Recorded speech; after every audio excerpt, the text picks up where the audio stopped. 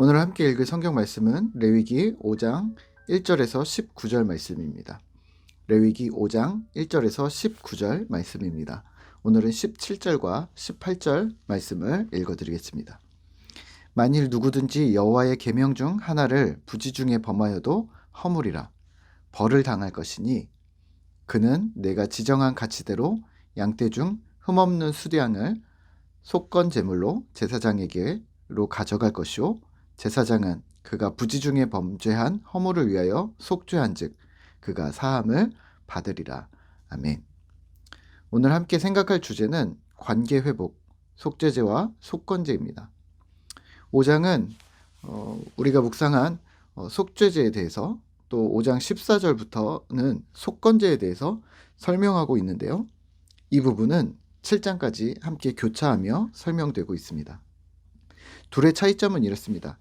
속죄제가 하나님 앞에 범죄를 저질렀거나 부정하게 된 것에 대한 허물을 인정하고 하나님과의 관계 회복에 집중해서 드리는 제사였다면 오늘 속건제는 한 가지를 더 수반하는데요. 하나님께 사죄의 제사를 드리기 전에 대상이 있는 경우 상대방에게 보상을 하고 드리는 제사. 그러니까 사람에게 배상, 그에 합당한 대가를 치르고 사람과의 관계를 회복하고 드리는 제사였습니다. 당시 정해진 율법 등이 있었지만 그에 대한 보완 및 후속 조치처럼 보이기도 하고요. 또 배상이라는 복잡한 과정이 있어서 그 빈도수가 속죄죄에 비해 현저히 낮았을 것으로 예상하지만 하나님과의 관계 회복에 집중한 것과 사람과의 관계 회복에도 비중을 두었다는 것이 오늘 속건제의 중요한 포인트가 됩니다. 오늘은 우선 속죄제의 마지막 부분에 다양한 예시들, 의도하지 않고 저지른 죄, 또 인식하지 못하는 상태에서 부정한 것과 접촉했을 때의 죄책, 그리고 사소한 일로 여겼는데 그것이 죄로 인식됨을 느꼈다든지 그러한 부분에도 허물이 있고 그에 대한 속죄에 대해 이야기합니다. 1절입니다. 만일 누구든지 저주하는 소리를 듣고서 2절입니다. 만일 누구든지 부정한 것들을 만졌으면 3절입니다. 만일 부지 중에 어떤 사람의 부정에 닿았는데 4절입니다. 만일 누구든지 입술로 맹세하여 함부로 말하면 허물이 있을 때에는 아무 일에 잘못하였노라 자복하고 하나님께 속죄제를 드려 속죄할 것이라고 합니다. 만약 신자들 중에서 가난한 이들이 있다면 이들은 양 대신 산 비둘기나 집 비둘기로 제물을 삼을 수 있고 그 정도도 어려운 자가 있다면 적은 양의 가루로 하나님께 속죄할 수 있다고 규정합니다. 이는 피해 제사가 아니라도 하나님 앞에 죄사함이 가능하다고 열어두시는 것이죠. 누구에게요? 약자들에게 말입니다. 따라서 모두가 화목제를 바칠 정도의 가정 형편은 아니었겠지만 속죄제는 누구나 참여할 수 있도록 길을 열어두신 것이었던 것이죠. 하나님과의 회복의 길은 누구에게나 열려있음을 기억하시고요. 이어서 14절부터는 속건제에 대한 규례를 설명합니다. 15절입니다. 누구든지 여호와의 성물에 대하여 부지 중에 범죄하였으면 여호와께 속건제를 드리되 내가 지정한 가치를 따라 속건제로 드려서 속건제는 그 대상에 대한 보상이 따른다고 했는데요. 오늘 14절에서 19절은 하나님께 대한 보상입니다. 사실 인간이 하나님께 대하여 잘못한 보상을 해드릴 것은 없을 테지만 그 부분에 대해서도 언급을 합니다. 하나님께 이렇게 배상하라.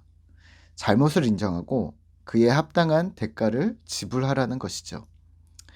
이어지는 6장에서는 사람에 대한 이야기들을 합니다. 그렇다면 오늘 본문을 묵상하며 우리는 무엇을 기억해야 할까요? 네, 하나님께서 우리의 삶에 관심이 많다는 것을 기억하시면 어떨까요? 그냥 하나님과 우리와의 1:1 관계? 그래서 하나님의 법을 따르고 복음을 전하고 성경을 읽고 기도하라는 하나님과의 관계만을 넘어서서 하나님은 우리가 실제적인 관계를 맺기를 원하신다는 것을 기억하셔야 합니다. 그것이 행동, 삶과 연관이 있는 것이죠. 누군가를 험담하고 저주하는 자리에서 우리는 어떤 태도를 취해야 하는가? 또 하나님께서 가증히 여기시는 일들에 대해 우리는 실제적인 관심이 있는가? 우리의 태도는 어떠한가? 오늘날 부정함이라는 것이 구약 시대만큼 존재하지는 않지만 죄의 자리, 또 우상 숭배의 태도와 상황들은 분명 존재할 텐데요. 그 부분에 나는 신자로서 어떻게 대처해야 하는가? 정의가 굳게 되는 것, 누군가를 비방, 비난, 압제, 학대하는 것, 약자를 돌아보지 않는 것, 함부로 말하고 함부로 생각하는 것들이 하나님께 나아가야 할 속건제의 안건이라면 우리는 오늘 조금 더 삶을 신경 써야 합니다. 그러면 우리가 할 일은 분명해집니다. 우리의 삶, 모든 그리스도인의 삶이 주의 명령을 따라 살고 주를 나타내는 향기가 되는 것이 우리가 할 일입니다. 고린도후서 2장 15절입니다. 우리는 구원받는 자들에게나 망하는 자들에게나 하나님 앞에서 그리스도의 향기니 이 사람에게는 사망으로부터 사망에 이르는 냄새요 저 사람에게는 생명으로부터 생명에 이르는 냄새라. 누가 이 일을 감당하리요. 아멘. 우리가 주의 향기임을 기억하시죠.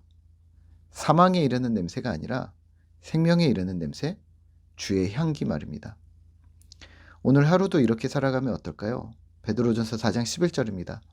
만일 누가 말하려면 하나님의 말씀을 하는 것 같이 하고 누가 봉사하려면 하나님이 공급하시는 힘으로 하는 것 같이 하라. 이는 범사에 예수 그리스도로 말미암아 하나님이 영광을 받으시게 하려 함이니 그에게 영광과 권능이 세세에 무궁하도록 있느니라. 아멘. 오늘도 말할 때 하나님이 말씀하시는 내 입술에 말이 되게 하시고 나의 손과 발이 하나님의 손과 발이 되어서 살아가는 그런 하나님 영광 받으시는 것에 집중하는 삶을 살아가는 우리가 되도록 기도하시죠. 오늘도 한 주도 힘입니다. 함께 기도하겠습니다. 하나님 감사합니다. 우리가 속건제를 살펴보며 우리의 삶에 참 관심이 많으신 하나님을 바라봅니다. 하나님께서는 하나님과 우리가 관계를 회복하시기를 원하시지만 또 하나님께서는 우리 각자가 서로가 서로를 용납하고 이해하고 또 관계가 회복되어지기를 원하시는 분이십니다. 하나님, 그 안에서 우리가 주의 뜻들을 받들어 이 땅에서 주의 향기로 살아가는 우리가 되도록 주님 도와주시옵소서. 하나님, 누가 말하려면 하나님의 말씀을 하는 것 같이 하고 누가 봉사하려면 하나님 공급하시는 힘으로 하는 것 같이 하라고 말씀하셨는데 하나님, 우리에게는 사랑이 부족합니다. 하나님, 우리에게 사랑을 부어주시고 힘을 부어주셔서 이 한 주도 주의 뜻대로 살아가는 주의 백성들이 되어지도록 주님 도와주시옵소서. 오늘도 이 한 주도 주께서 함께 하심을 믿으며 감사드리며 예수님의 이름으로 기도합니다. 아멘.